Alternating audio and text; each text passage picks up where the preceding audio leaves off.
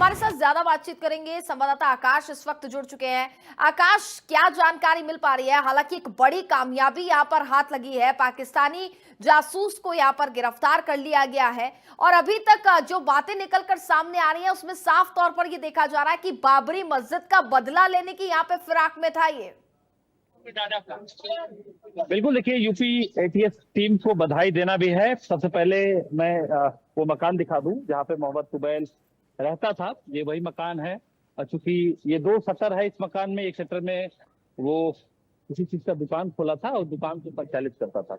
आस पड़ोस में देखेंगे तो काफी हलचल है, सुबह का समय है और सबके जहन में यही चर्चा चल रहा है कि आखिर सुफैल इतना सीधा था और किस तरीके से ये घिनौना कृत्य करता था, कैसे देश विरोधी गतिविधियों को पाकिस्तान को शेयर करता था और बनारस से कई ऐसी तस्वीरें थी जो साझा करता था।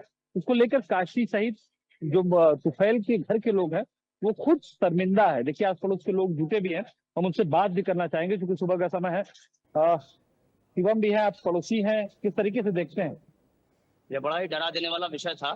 जब सुबह जानकारी हम सभी को मिली कि एटीएस द्वारा इसमें इस घर में तुफैल नामक एक जो शख्स था उसको गिरफ्तार किया गया है और उसके व्हाट्सएप से जानकारी मिलने के अनुसार जो 800 लोग ऐसे संदिग्ध हैं, वो 800 लोग कहाँ कहाँ छुपे हुए हैं और अभी भी डर का विषय बना हुआ है। तो एक पकड़ाया है ना, 800 ऐसे शख्स कहाँ कहाँ पर हैं, वो हमारे बीच में भी हो सकते हैं, आसपास भी हो सकते हैं।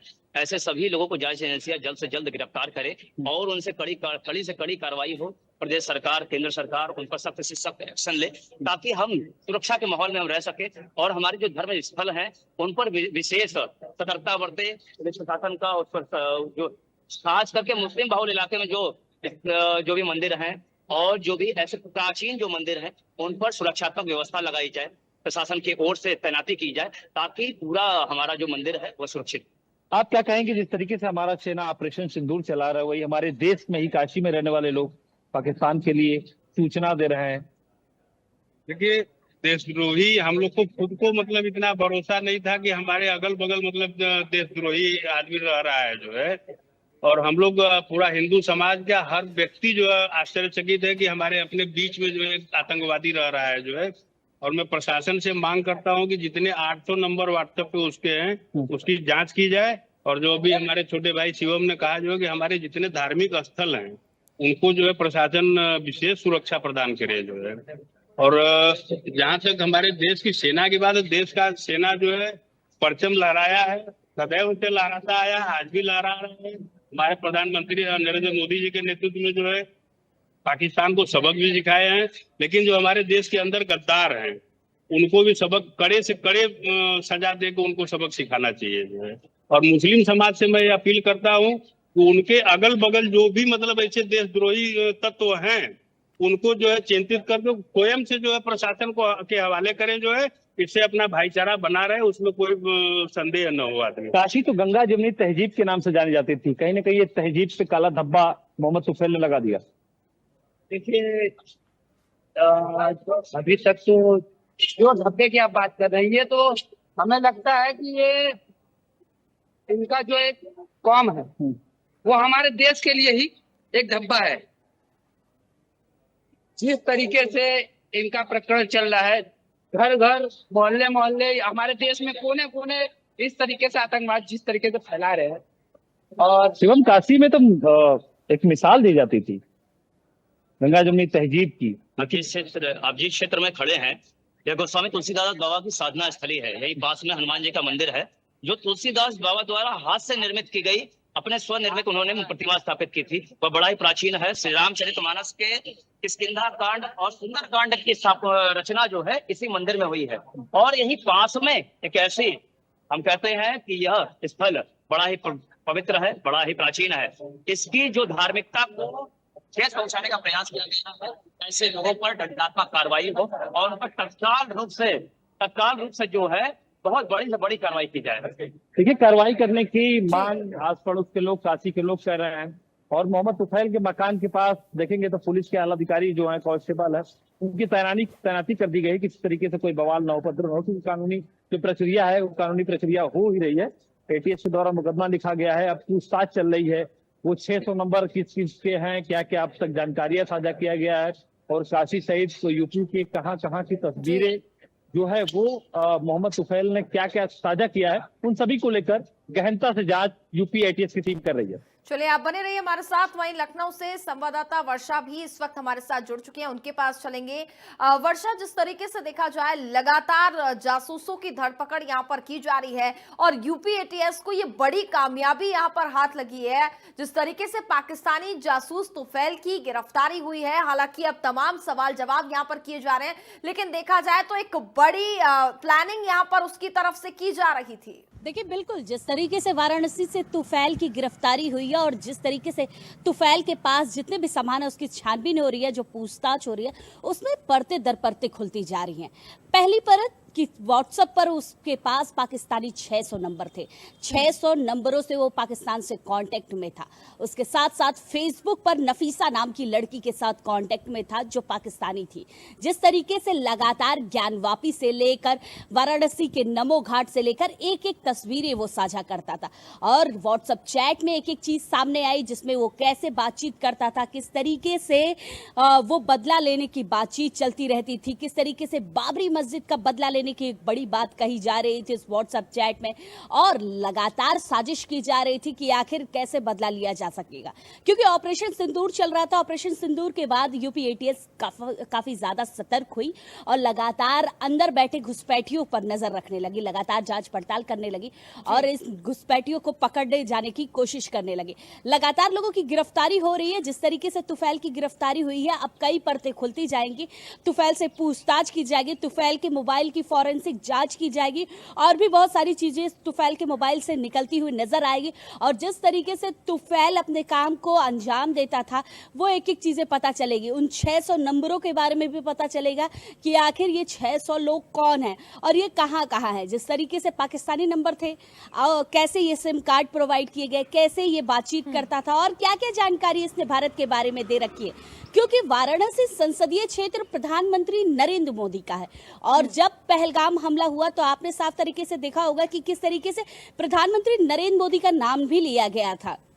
उस चीज की कनेक्टिविटी भी देखी जाएगी कि आखिर ये क्या एक बड़ी साजिश की तैयारी कर रहे थे, किस तरीके से वाराणसी को टारगेट कर रहे थे और किस तरीके से इन सभी जो फोटोज भेजे गए थे, जो वीडियोस भेजे गए थे, जो चैट थे, उसमें क्या बड़ी प्लानिंग तैयार हो रही थी। तो बहुत सारी चीजें अभी खुलनी बाकी है।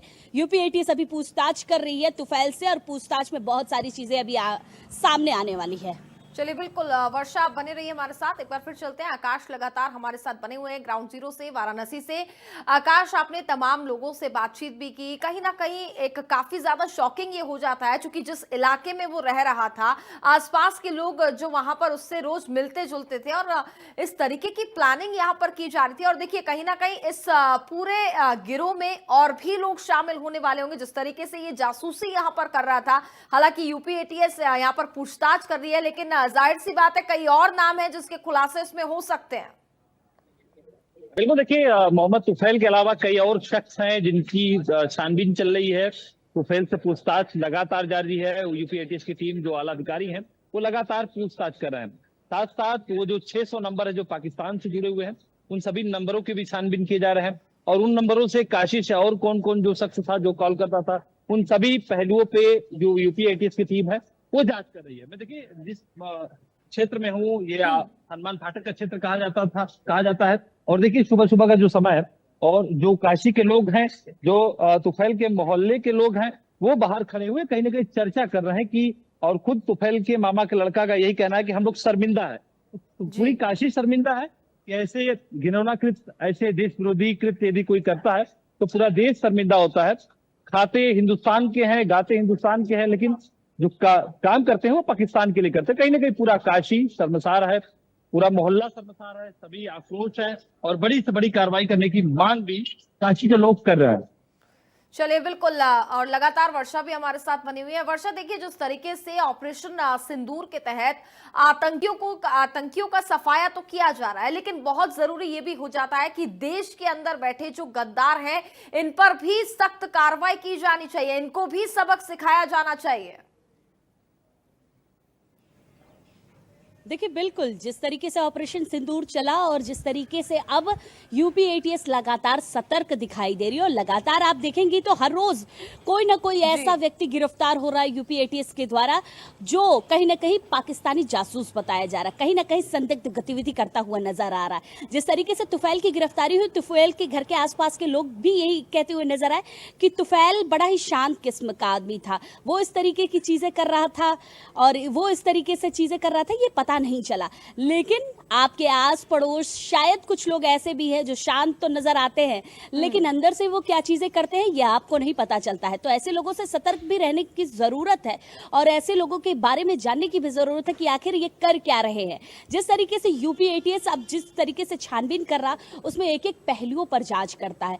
जिस तरीके से मोबाइल कनेक्टिविटी के द्वारा जो चीजें की जाती है, जो संपर्क में रहता है, जो बॉर्डर पे रहता है, उनकी सबसे ज्यादा जांच यूपी एटीएस इस समय कर रहा है कि आखिर इनकी कनेक्टिविटी कैसे पाकिस्तान से। सोचिए कि यूज किस चीज का किया जा रहा है, मोबाइल के व्हाट्सएप का यूज किया जा रहा है, मोबाइल पर फेसबुक का यूज किया जा रहा है, स्नैपचैट का यूज किया जा रहा है जिससे आप किसी को ट्रैक ना कर सके।